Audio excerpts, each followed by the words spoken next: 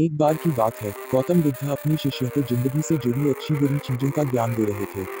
सभी शिष्य उनकी बातों को बहुत ध्यान से सुन रहे थे। उन सभी में एक शिष्य ऐसा था जिसे प्रश्न पूछने की बहुत आदत थी। वो उठकर गौतम बुद्ध के पास गया और उनसे बोला, आप हमें जिंदगी के बारे में जो कुछ सिखा रहे हैं उस सब का क्या फायदा, क्योंकि हम में से बहुत से बच्चों को ये भी नहीं पता कि हमारे जीवन का मूल्य क्या है और वो जीवन हमारे लिए कितना कीमती है। पहले आप हमें ये बताइए कि इस जीवन का मूल्य क्या है। अपने शिष्य की बात सुनकर गौतम बुद्ध अपने कक्ष में गए और एक चमकता हुआ पत्थर का टुकड़ा लेकर आए। वो टुकड़ा उन्होंने अपने शिष्य को दिया और बोले, मैं तुम्हें इस जीवन का मूल्य तब बताऊंगा जब तुम इस पत्थर का सही मूल्य पता लगा कर आओगे। साथ ही ये ध्यान रखना कि तुम्हें ये पत्थर का टुकड़ा किसी को बेचना नहीं है। गौतम बुद्ध की बात मानकर वो शिष्य बाजार की तरफ चला गया। बाजार में सबसे पहले उसकी नजर एक फल बेचने वाले पर पड़ी और उसने वो पत्थर उस फल वाले को दिखाया और बोला, इस पत्थर के बदले आप मुझे कितने फल दे सकते हो। फल वाला बोला, ये पत्थर कुछ खास तो नहीं है, लेकिन फिर भी इसके बदले में तुम्हें 10 केले दे सकता हूँ। वो शिष्य उस पत्थर को लेकर आगे चला गया। फिर उसे एक सब्जी वाला मिला। शिष्य ने उस सब्जी वाले से उस पत्थर की कीमत पूछी। सब्जी वाले ने उस पत्थर को ध्यान से देखा और बोला, इस पत्थर की कीमत के बदले में तुम्हें ज्यादा से ज्यादा एक बोरी भरकर सब्जियां दे सकता हूँ। इसके बाद वो शिष्य उस पत्थर को लेकर एक सोने के व्यापारी के पास गया।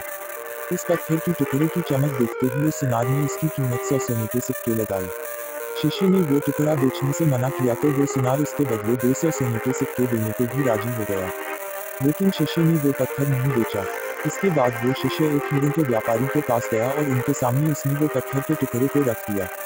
उस पत्थर को देखते ही हीरों के व्यापारी ने एक साफ कपड़ा बिछाया, उस पत्थर को उसके ऊपर रखा, फिर उसकी परिक्रमा की और हाथ जोड़कर उस पत्थर को कपड़े में लपेटते हुए वो बोला, तुम जिसे मामूली पत्थर समझकर उसकी कीमत पूछ रहे हो, असल में ये एक बेशकीमती रूबी है। ऐसा रूबी हर किसी को नहीं मिलता। मैं अगर अपना सब कुछ बेच भी दूं तो भी इसकी कीमत नहीं चुका सकता। उस व्यापारी की बातें सुनकर वो शिष्य हैरान हो गया। वो दौड़ा दौड़ा सीधा बुद्ध के पास आया और उन्हें उसने जो कुछ भी बाजार में हुआ वो सब बताया। उसकी अचरज भरी बातें सुनकर गौतम बुद्ध बोले, तुम्हारे सवाल का जवाब इस रूबी की कीमत में ही छिपा है।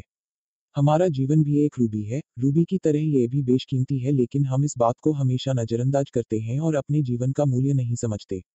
हम दूसरों को देखकर और उनके जैसा जीवन जीने की कोशिश में अपने जीवन की कीमत को कम कर देते हैं।